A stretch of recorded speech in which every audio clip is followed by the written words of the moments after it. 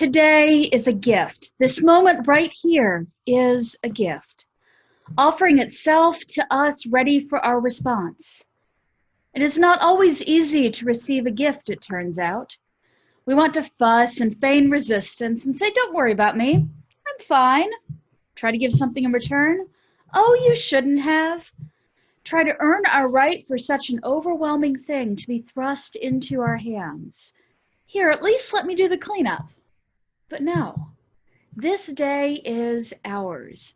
You didn't earn it. I didn't earn it. We didn't make it, yet here it is.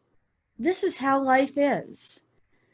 And so we come together to say, wow, to say thank you. And let's do what we can to have more of this life. For this time we are together, let us sing out in praise, granting ourselves silence, listening to the sound of our own hearts beating, leaning into the gift of life. My friends, we have gathered and it is good. Let us pass this blessing on. Come, let us worship together.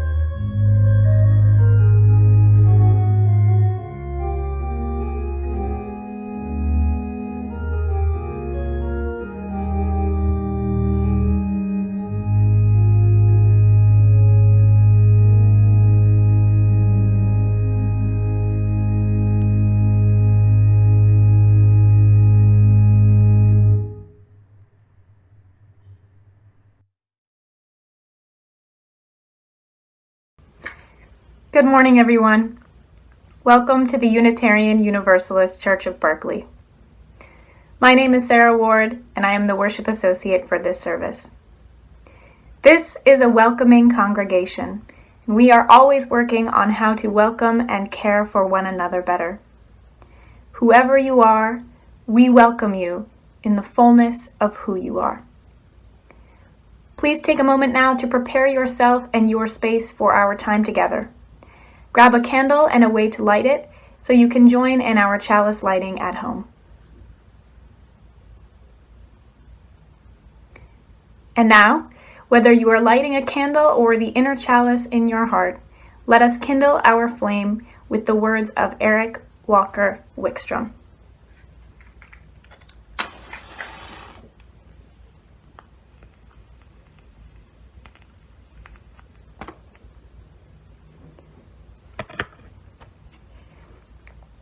Here, today, in our community and with our friends, may we listen so that we can hear.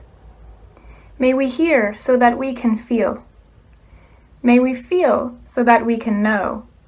And may we know so that we can change ourselves and our world. May this chalice we light our way. I now invite you to share in the comments where you are by writing "I carry the flame in," whatever town or city you are joining us from.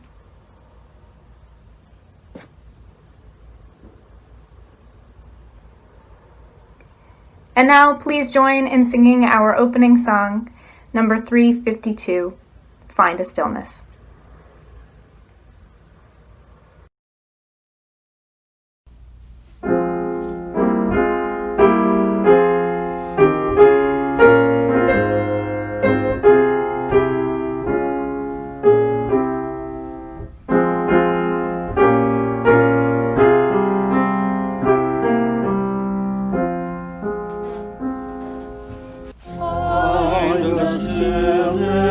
Oh, the stillness, let the stillness carry me.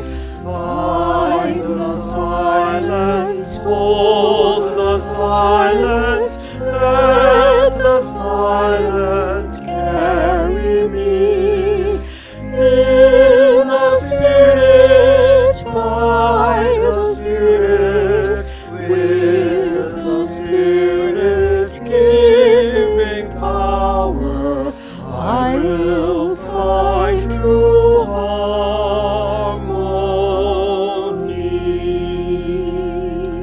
See the essence, hold the essence, let the essence carry me. Let me flower, help me flower, watching flower carry me. In the Spirit, by the Spirit, with the Spirit giving power, I will find true harmony.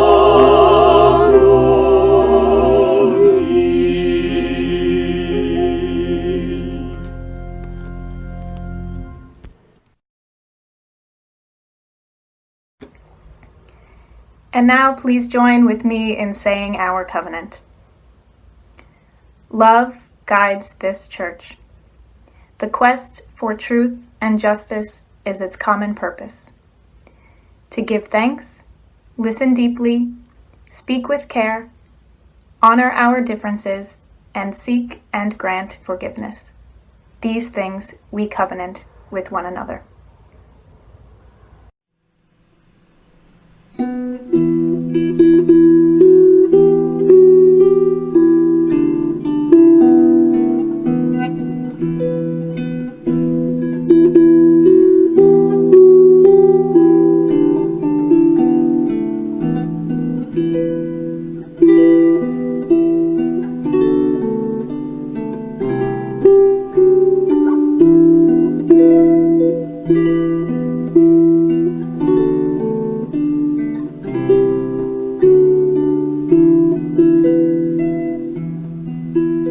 La paz de la tierra esté contigo, la paz de los cielos también. La paz de los ríos esté contigo, la paz de los mares también. La paz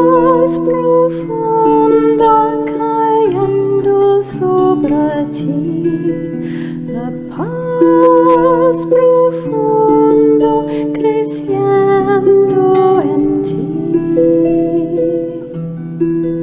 La paz de la tierra esté contigo, la paz de los cielos también. La paz de los ríos esté contigo, la paz de los mares también. La paz profunda cayendo sobre ti, la paz profunda creciendo en ti.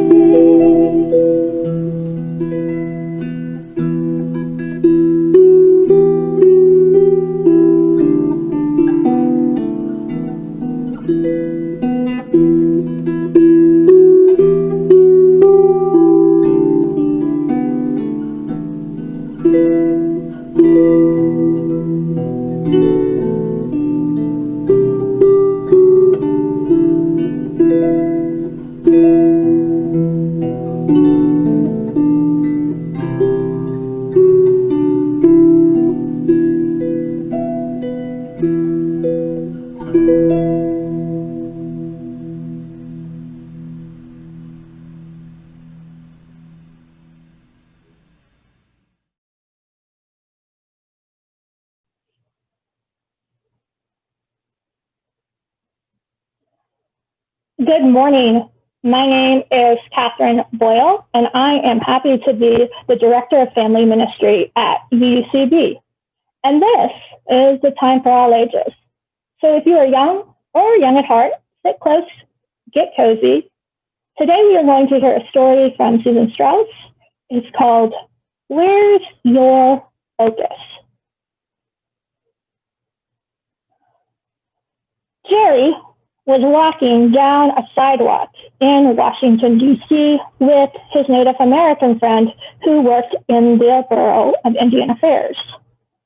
Now, it was lunchtime in Washington, and people were hustling and bustling along the sidewalks. There were car honks and hurried noises, engines, sirens. But in the middle of all this chaos, all this traffic, Jerry's friend stopped and said, "Hey, a cricket." "What?" said Jerry. "Yeah, a cricket," insisted his friend. Look, over here." He pulled some of the bushes aside that separated the sidewalk from the government buildings. And lo and behold, there was a tiny little cricket chirping happily away. "Wow," said Gary.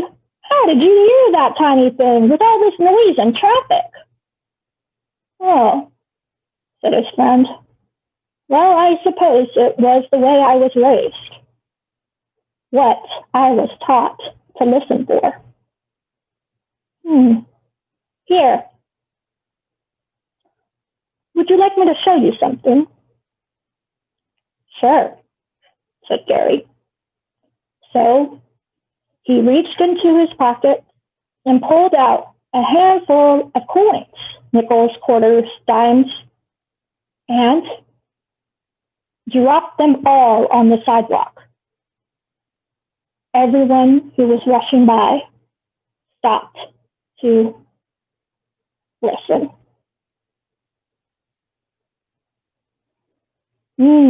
What do you think the lesson of the story is? Share it in the chat box. And I hope that you'll join us at 12:15 for a special celebration chapel today. We will talk about this story and the Oracle of Delphi from Greek mythology. Maybe even the guy on the screen will show up. Anyways, I hope to see you there.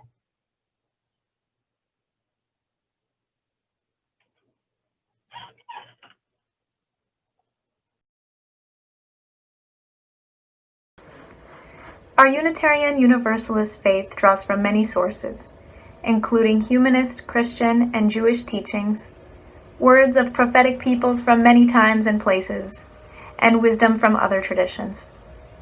Each Sunday we hear from many of them, but our first source of our liberal faith is our own personal experience of life. This morning, it is my honor to share some of my own experience as it relates to today's topic of finding ways to meaningfully listen to one another.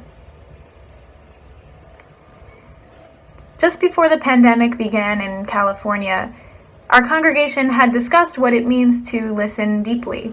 After all, it's kind of part of our covenant. Reverend Christian offered his thoughts about what it would be like to be silent for a whole day. No talking, just listening.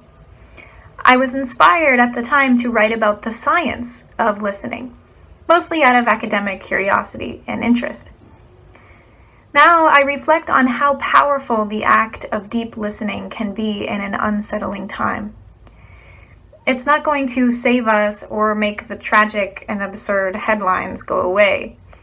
But for me, it has been a tool for holding on to meaningful connections with others, which have really been a lifeline given that my own in-person bubble here in California is small.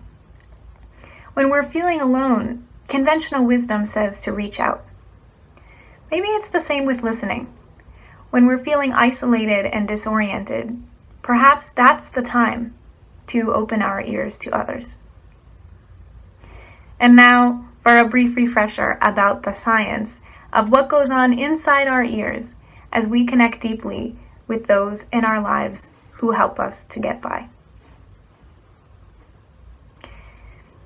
In their essence, our ears are sophisticated little machines that take all sorts of sound waves and vibrations from our environment and convert them into neat and precise electrical signals. Sound waves traveling down our ear canal will physically push on the wafer-thin layer of tissue that is our eardrum. Clinging tight to the eardrum are the three tiny bones of the middle ear, the malleus, incus, and stapes, the smallest and lightest of all bones in the human body. This team of three faithfully pass along the eardrum's message to that peculiar, spiral-shaped, hair-lined, fluid-filled cochlea, or inner ear. As the vibrations of various wavelengths ripple through the fluid in our inner ear, its 16,000 tiny hairs in turn gently rustle back and forth, the hairs translating the mechanical energy of their own swaying into electrical signals that they then send off along the auditory nerve and into the brain. This sophisticated mechanism of hearing is a relatively recent development in evolution, just 200 million or so years old, and none of our non-mammalian ancestors hear this way. Our reptilian, amphibian, and fish cousins have just one ear bone instead of three. What for us became the malleus and incus bones are used by them as jaw support, and so they have to settle for just okay auditory awareness of their surroundings. So when it comes to hearing, us humans and the rest of our mammalian cousins, we enjoy an unrivaled advantage over the rest of the tree of life. But what about when it comes to listening? Though we are physically intaking sound information constantly, in addition to all of the other data that floods our brains, some estimates put it at about 34 gigabytes for the average American every moment. This information is coming in not just in the form of sound, but text, images, smells, tastes, textures, emotions. What does our brain, the 3-pound squishy calculator inside of our skull, really do with all of that information? The answer is, if the information is impactful enough, it will respond. It floods our system with hormones. It tells our genes to turn on or off. It activates parts of our body and changes the way we live in response to the environment around us. I mean, it kind of makes sense. There's sometimes this temptation when you have this sort of biological way of thinking to consider a person as no more than the sum of our genes, to say that we are just our DNA, the code inside of our cells. But if DNA were to run like a fixed computer program inside of a human being, it might do an okay job of keeping our cells alive, but it would be totally oblivious to the world around it. That's why we have no choice but to spend so much time tending to our brains, providing them with food and oxygen and sleep all the time. The brain is that critical link, the puppeteer, the control panel that connects our genes, our fixed code within us, to our environment. The brain processes all of this external data and computes an appropriate response. And that response will keep our biological selves responsive to the outside world. Now, not all auditory information is treated equally by our brains. It's impossible to meaningfully take in all of the stimuli from our environment all the time. If our brain is overloaded, it will become unresponsive to information that's deemed redundant or unimportant. And our brains, though powerful, can be easily manipulated or distracted. But we can choose to some extent how we direct ourselves to listen to the sounds of the world, or which voices we expose ourselves to in the first place. So, to the extent that it is in our power, let us choose to listen to those voices that offer insight, instead of regurgitating a well-worn mantra or political script. Let us choose the voices of those who will encourage us to persist and work constructively, not fatalistically, to improve the lives of ourselves and others, even in a time of such disruption. And although to grow and learn we must remember to make space for new voices, let us also give ourselves permission to choose to listen deeply to those who have always been there for us, who will provide relief to our overactive brains when we need it the most. And may we be present to offer the same to others.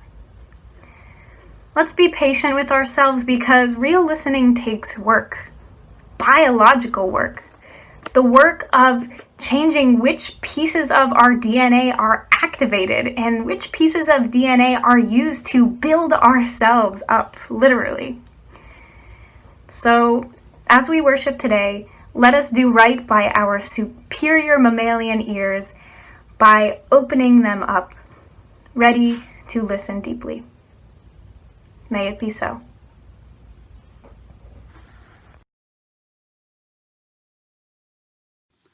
I'm listening. I am listening. Spirit, speak to me. I'm listening. I am listening.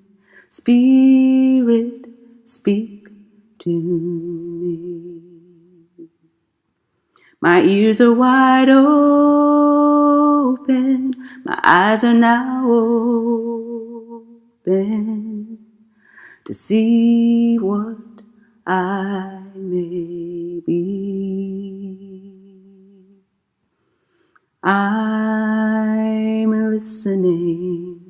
I am listening. Spirit, speak to me. I'm listening. I am listening. In this moment of Spirit, speak through me. I can hear the voices of all my kind. I'm listening, singing. I am listening. The tweeting and howling into the wind. My ears are wide open. My eyes are wide open. Love to see what I for you and me. Oh, I'm listening. In this moment of silence, I am listening. I hear Spirit speak through me. We now enter the time in our service that we make for our hearts and our spirits, for our cares and concerns for ourselves and one another. We lift up and hold the joys, the sorrows, and the challenges that we may each be facing.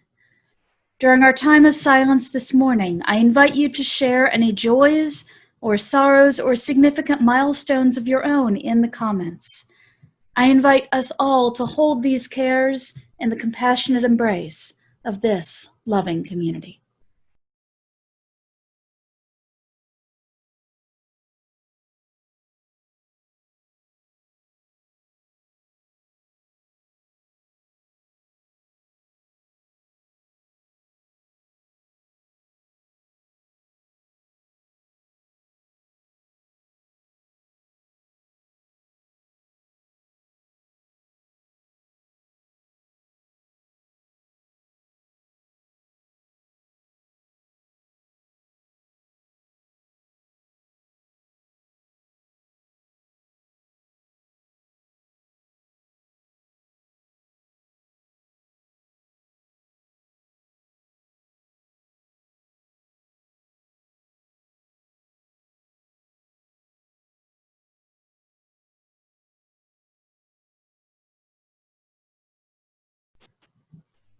I invite you now to enter into a time of meditation, a time of contemplation, a time of prayer.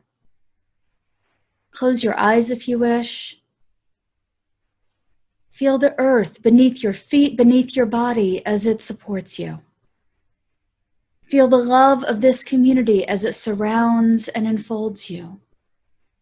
Feel your breath as it flows in and out of your body. Listen to your heartbeat. Listen to your heart. How is it with your heart? Does your heart feel whole, shielded by intellect, cocooned by reason, closed to feeling? Or perhaps is it broken, fragile to the touch, brimming with the pain of loss? Or has your heart been broken and healed so many times that it now lies open to the world, knowing that true growth comes not without pain, that tears may wear down barriers, that we may carry the hearts of others even when our own is too heavy for us to bear? Not one of us has an unblemished heart. Not one.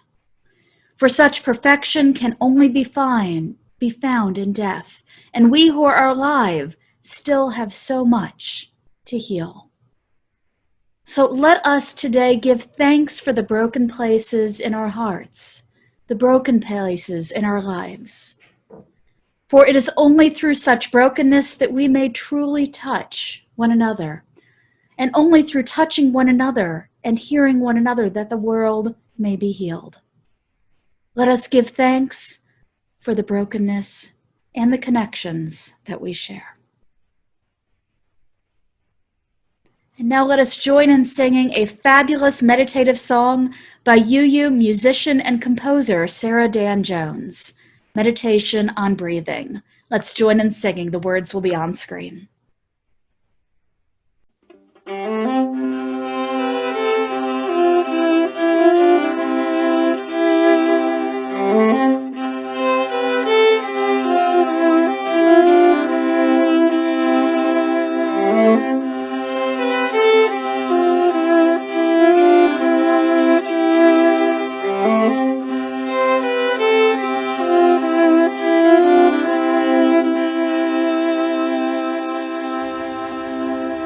When I breathe in, I breathe in peace. When I breathe out, I breathe out love. When I breathe in, I breathe in peace. When I breathe out, I breathe out love. When I breathe in, I breathe in peace. When I breathe out, I breathe out love. When I breathe in, I breathe in peace. When I breathe out,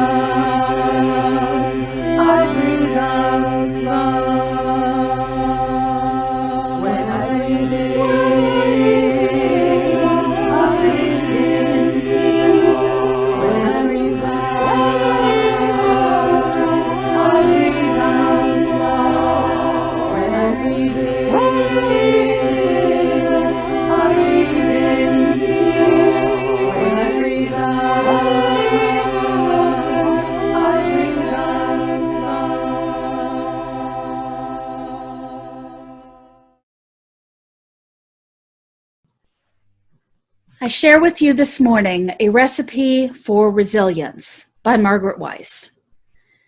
This recipe has been tweaked over time, so adjust as necessary. Sometimes it yields more servings than anticipated.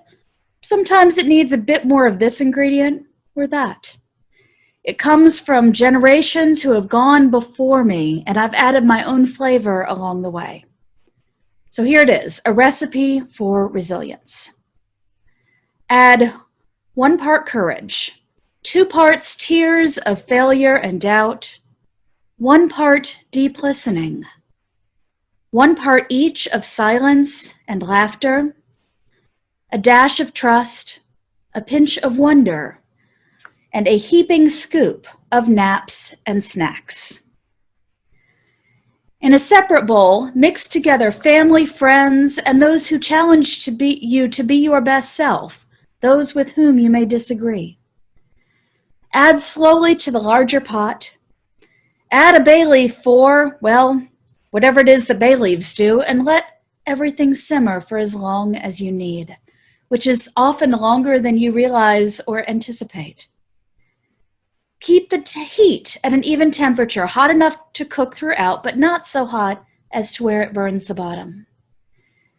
Can be served at room temperature, warm, or even cold if necessary. Serve this recipe for resilience along your favorite soft blanket, dog, cat, or other soft or cuddly item. Make often. Share with others. And, of course, hold on to the leftovers. You'll need them after a long day that challenges your soul. There was a recent Facebook post that stood out by Nicola Torbett. Here it is. Yesterday, walking in the redwoods with my dog, I decided to ask the trees about COVID-19. Basically, what I heard from the trees is that even this virus has a message for us if we're willing to hear it. No, they were not saying that God created a virus to punish us. Trust me, I checked. But they were clear that there was a message. As far as I could make it out, the immediate message is slow down and start taking care. Taking care of yourselves, of your bodies, of each other, of the people and other living beings who are being ground up and spit out of all of your systems. They said, you thought it was impossible to make a sudden about-face, to step outside the relentless economic processes that reduce all of life to resources to be expended. You said, we know we have to change everything in the next 10 years, but we can't imagine how. But here you are, brought to a grinding halt by something so tiny it's invisible to the eye. What if you use this time when all of the events are getting canceled and many of you are being told not to report to work, to reconnect with what you love? What if this virus brings you to your knees so you have to admit you don't really know how to move forward? And then what if you started reconsidering how you've been living and then reaching out to each other, especially those most at risk, and taking and talking about what you long for and noticing the redwoods and the daffodils, and talking to us too? What if, they said. Well, I love redwood trees, and this is some pretty good advice from the redwoods. Slow down and reconsider the way we're living. Slow down and listen. There is old and deep wisdom from these great trees, and they've seen a lot in our world too. Some of them have seen smallpox run around the world, and some of the older ones were here during the time of the plague. And of course, countless other non-pandemic times, as well as the industrial-driven era of human-generated climate change. We would do well to listen to these towering, wise beings. Our Soul Matters monthly theme for this month is deep listening. While I think this is a vitally important topic at any time, it is particularly important now. Some of you may know that I'm on the research staff for Soul Matters, so I not only help to find the materials that are shared with Soul Matters congregations for each month, but I also got to be part of choosing the monthly themes. We thought long and hard about the themes for this fall. What do we talk about the first month after a COVID-19 summer? What do folks need to hear during the month of the election? And what about the month before the election? Well, last month, you may have picked up that the overall theme was renewal. Renewing ourselves and renewing our communities. Renewing even amidst the totally changed reality and continuously changing reality that we reside in. And then November, election month. That one turned out to be easy, at least easy as far as picking a theme. Healing, healing, and then some more healing. I remember one Soul Matters congregation's leader's suggestion for the entire year was healing, healing, healing every single month. And that makes some sense too, as we are in times that are deeply crying out for so many forms of healing. But we were split a few different ways for October. So we each made a case for our pick for the theme. My pick, deep listening. Do we need things like perseverance? Yes, of course. Resilience, patience, the grounding to keep resisting and keep working for change. All of these, yes. But one of the things that is utterly breaking my heart during these times is how much we are not able to hear one another, and the gulfs that are deepening between folks in our country, folks in the same communities, and sometimes, and oftentimes, frankly, folks in the same families. It is not only listening to others that we need, but also listening to ourselves. Listening to ourselves and what we need each day to keep going, despite the challenges and changes that keep stacking up against us. Last week, we talked about how being at the 6-month mark in a long-term challenge can be a particularly difficult time. When we might be getting more discouraged than we have been, when we start to look through the long tunnel forward and aren't quite sure that we see the light at the end of it anymore. There is a light. No worries on that. It's there. But this is a time to give ourselves a little more TLC, tender loving care. Not only for being 6 months into the COVID pandemic, but also as we're facing the constant onslaught of new things, including an election that is contentious in virtually every way possible, and our continuing high-risk fire season.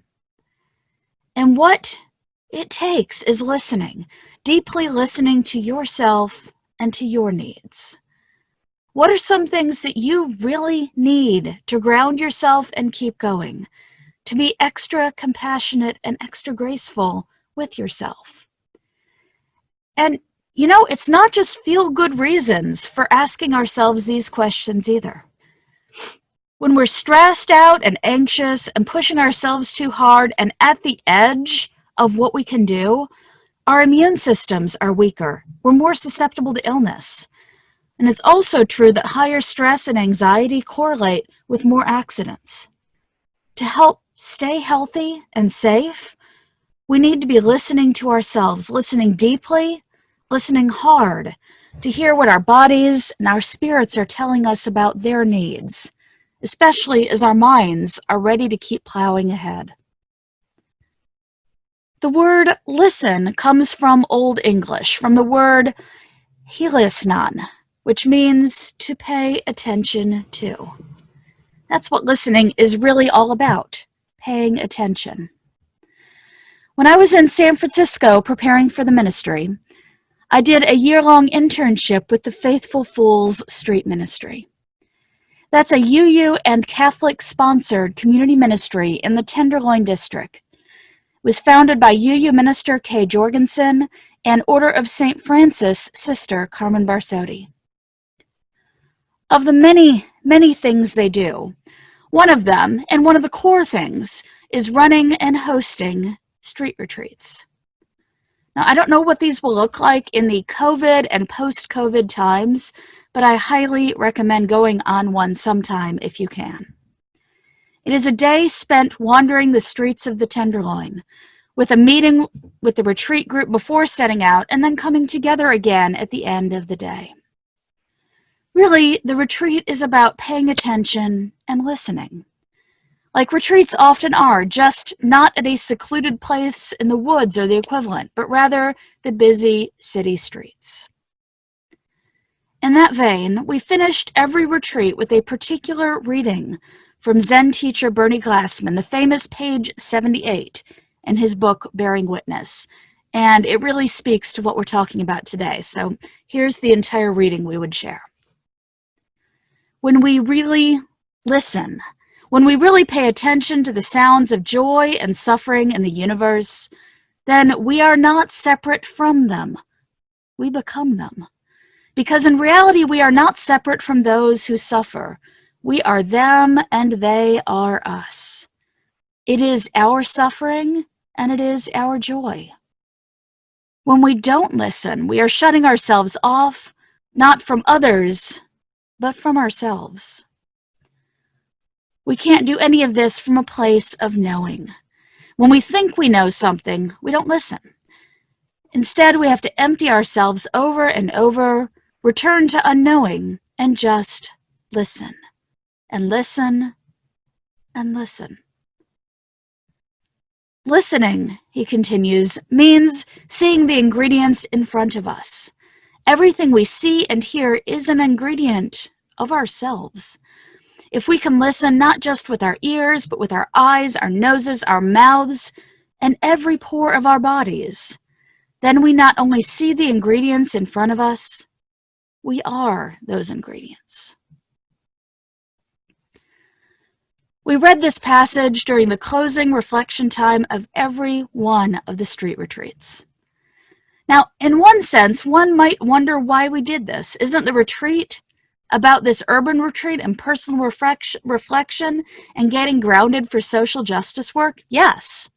And at their core, street retreats are about leaving our typical and normal surroundings and activity so that we could listen, so we could pay attention to those around us, seeing what separates us, but seeing what connects us.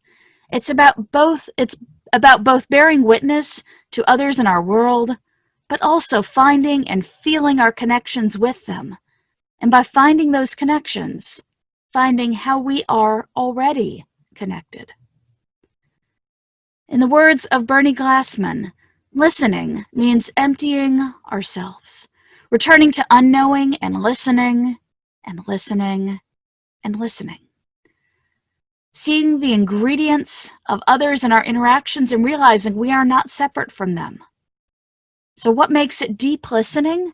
All of those things, all of that.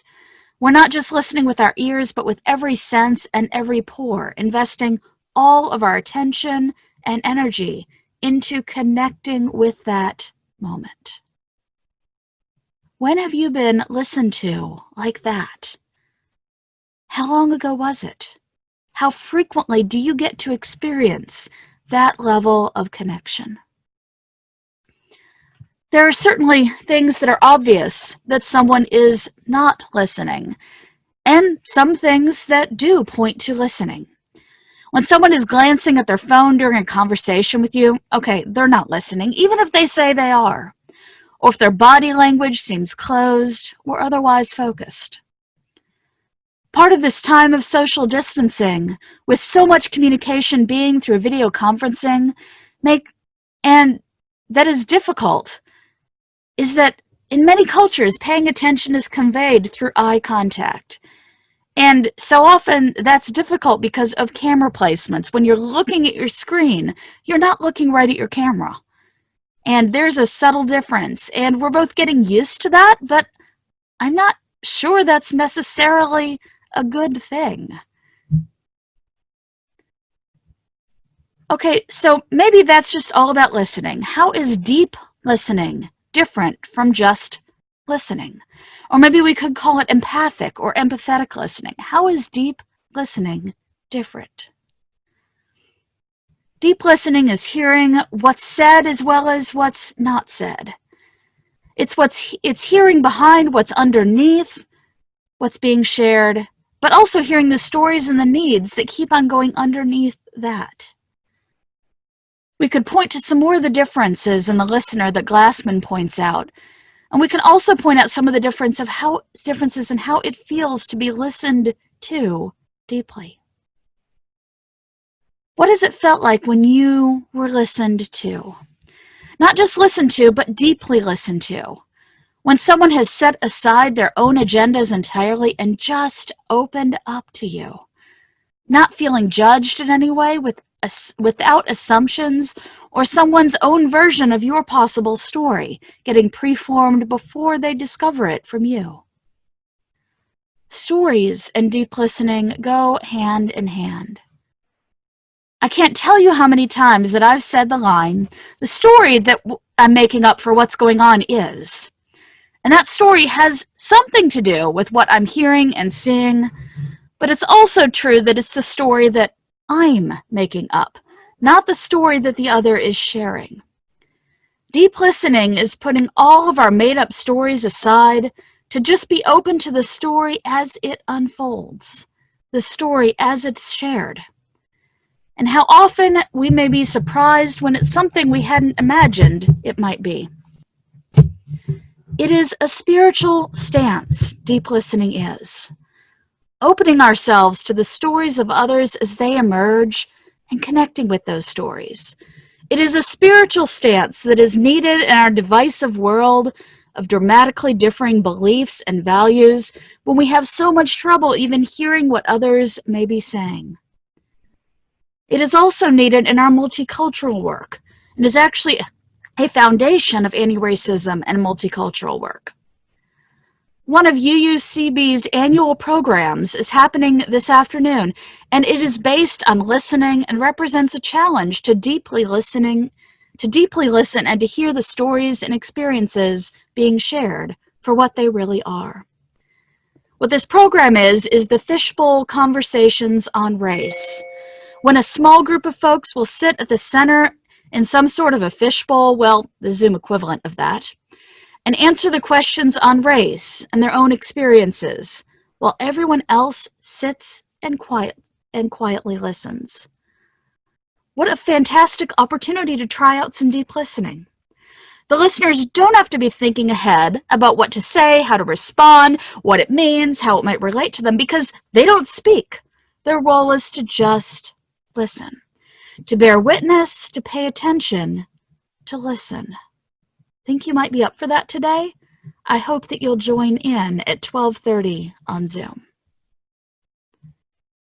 Let's go back to those redwood trees and their message to slow down and listen. Or to the street corner that Kat shared earlier, where the cricket was drowned out, but everyone happened to hear the money hit the ground, which says so much about what we pay attention to. In this time of things that are paused, as well as things that are not paused at all, what do you hear? Who are you really listening to? And who is really listening to you?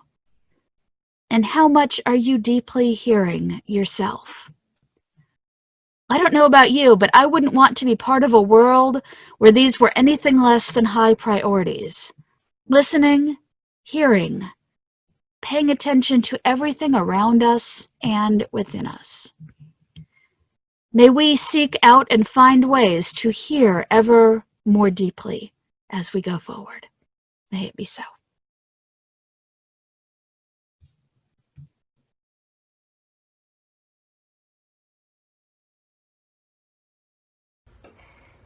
As always, UUCB needs your gifts and support as we continue to build a vibrant and loving community, one that inspires spiritual growth, promotes justice, and encourages lives of integrity and service.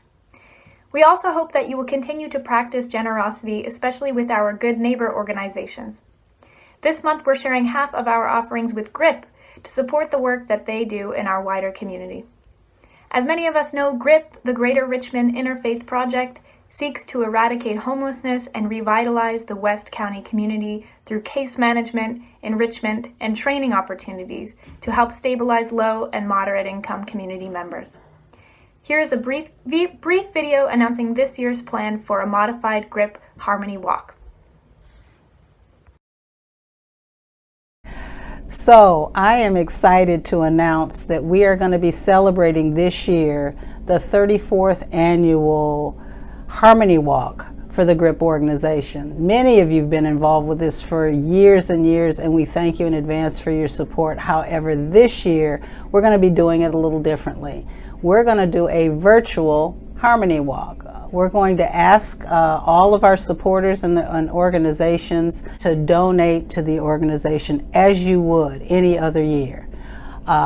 We still need your support. We still need Harmony Walk revenue this year, and we really appreciate those of you that have been consistent with us every year. Hello, I'd like to just thank you for how the folks in the community support GRIP. GRIP is a very vital organization in the community. It's a faith-based organization that is seeking to meet the real and felt needs of people. With this COVID pandemic, these are really stressful times, and GRIP is working to meet those needs. We've gone from just not having the shelter and the VA housing, but also housing people at the Marriott up at the Hilltop. And now have about approximately 200 people that are being housed so they don't have to live on the streets, and they're having case management, they're getting a warm bed and showers and food, and the people in the community help make it possible. You make it possible through your donation. GRIP is also offering worship service at the Richmond Courtyard Marriott every Sunday beginning at 9:15. Any of our faith community that wants to come join us in worship service, please come and join us. Use this opportunity to, in fact, give for Harmony Walk. 34th year, we're not going to miss a beat. It's hard to count all of the ways that God is blessing us as the multi-breasted one, feeding us and giving us our energy, our strength, mercy and grace, and most of all, hope. This is a text of hope, dear sister, because it says that they that continue to put themselves in a place where God is. Offerings of any value are received with gratitude. More details on how to give electronically will appear on your screen as the offertory begins. Thank you.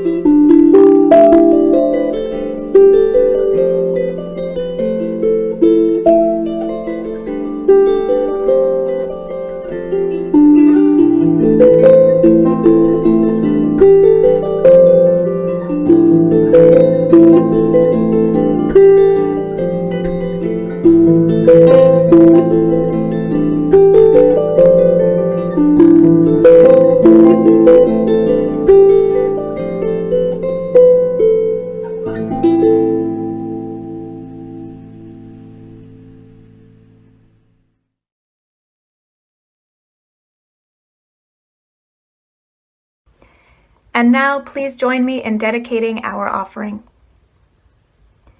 We dedicate our offering and ourselves to the mission of this congregation, to create loving community, inspire spiritual growth, and encourage lives of integrity, joy, and service.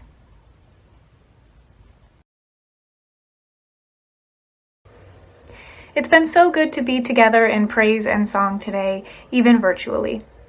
Before we shift to our coffee hour on Zoom, I'd like to encourage you to stay informed about all that's going on in our congregation by exploring our website, uucb.org. Among other things, you can find a link in the news page to The Week Ahead, which is our weekly email newsletter, containing a list of all upcoming activities. Our announcement for this week is to remind you that Personal Theology will meet via Zoom on Sunday, October 11th at 9:20 a.m. Dave Roberts, a longtime UUCB member and currently serving on the Board of Trustees, will speak about failure as a spiritual journey. See the Beacon or the Week Ahead for details and for the Zoom link. And now please join in singing our closing song, number 1008, When Our Heart is in a Holy Place.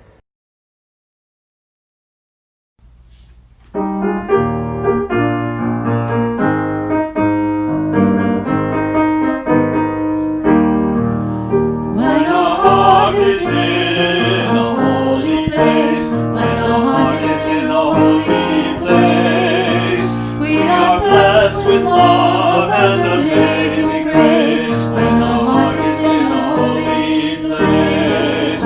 When we trust the wisdom in each of us, every color, every creed and kind, and we see our faces in each other's eyes, then our heart is in a holy place. When our heart is in a holy place, when our heart is in a holy place, we are blessed with love and amazing grace. When our heart is in a holy place, when we tell a story from deep inside, and we listen with a love divine, and we hear our voices in each other's words, then our heart is in a holy place. When our heart is in a holy place, when our heart is in a holy place, we are blessed with love and amazing grace. When our heart is in a holy place, when we share the silence of secret space, and the light of our stirs within, and we feel the power of each other's faith, then our heart is in a holy place. When our heart is in a holy place, when our heart is in a holy place, we are blessed with love and amazing grace. When our heart is in a holy place, when our heart is in a holy place.